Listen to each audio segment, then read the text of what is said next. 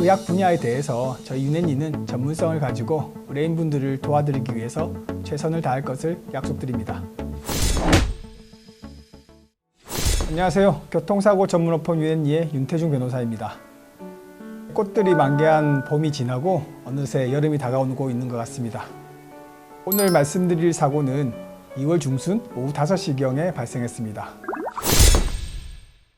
2월 중순에는 일몰 시간이 오후 5시 50분경이기 때문에 당시 전방시야가 그렇게 어둡지는 않았습니다.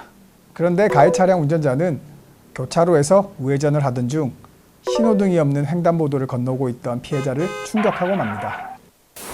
많은 분들이 궁금해하시는 것 중 하나가 신호등 없는 횡단보도를 건너던 보행자가 사고를 당하면 가해자에게 12대 중과실이 적용되는지 여부입니다. 결론부터 말씀드리면 그렇다입니다. 작년 12월 대법원에서는 이와 관련된 판결을 내린 바 있습니다.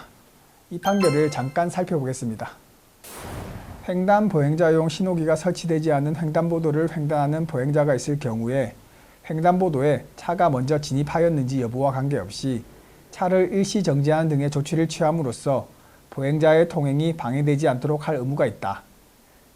만일 이를 위반하면 제12대 중과실에 해당되어 보험 가입 여부나 처벌에 관한 피해자의 의사를 묻지 않고 처벌의 대상이 된다.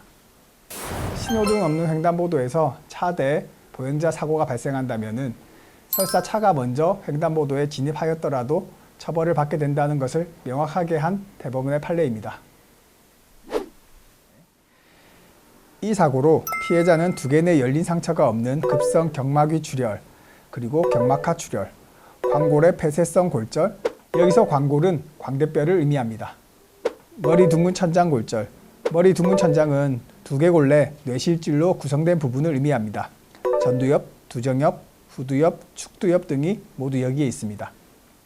그 외에도 늑골이 부러지고 췌장 등 일부 장기가 손상되었고 다리에 있는 경골과 비골도 개방성 골절이 일어나 연부 조직과 함께 부상을 입었습니다.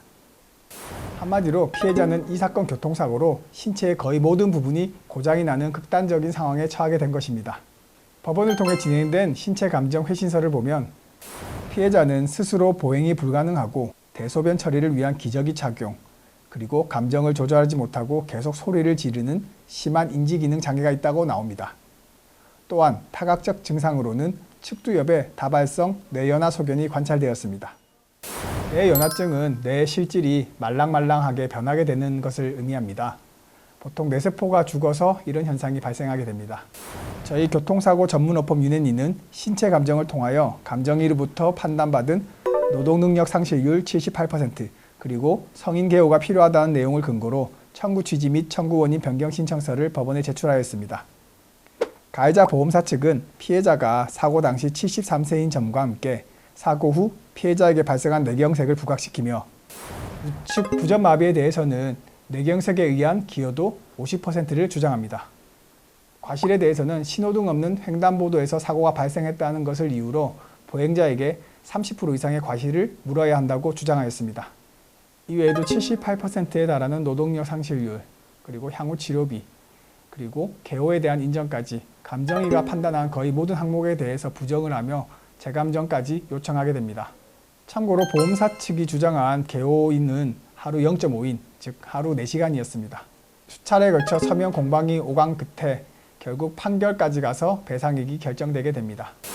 재판부는 먼저 과실에 대해서 보험사 측의 주장을 배척하고 피해자 과실 10%를 적용합니다. 또한 감정위의 판단을 받아들여 외상성 침해에 따른 노동능력 상실률 78%를 그대로 인정합니다.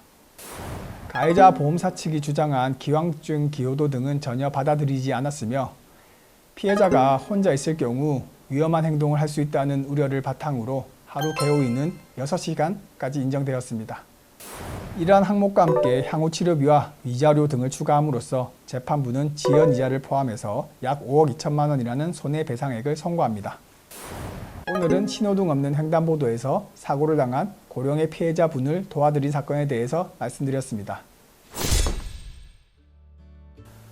본 사건은 앞서 말씀드린 바와 같이 여러 의학적 쟁점을 가지고 보험사 측과 팽팽하게 대립했던 사건이었습니다. 구체적으로 말씀드리면 신체 감정 결과를 부정하는 보험사 측의 주장에 대해서 이넨리가 일목요연하게 반박을 함으로써 재판이 지연되는 것을 막았으며 기왕증에 대해서 보험사가 주장하는 부분을 의학적 근거를 가지고 설득함으로써 기왕증이 없었다는 사실을 인정받게 되었습니다. 교통사고 손해배상 분야에서 가장 중요한 신체 감정과 기왕증 부분, 이러한 의학 분야에 대해서 이넨리는 전문성을 가지고 브레인분들을 도와드리기 위해서 최선을 다할 것을 약속드립니다.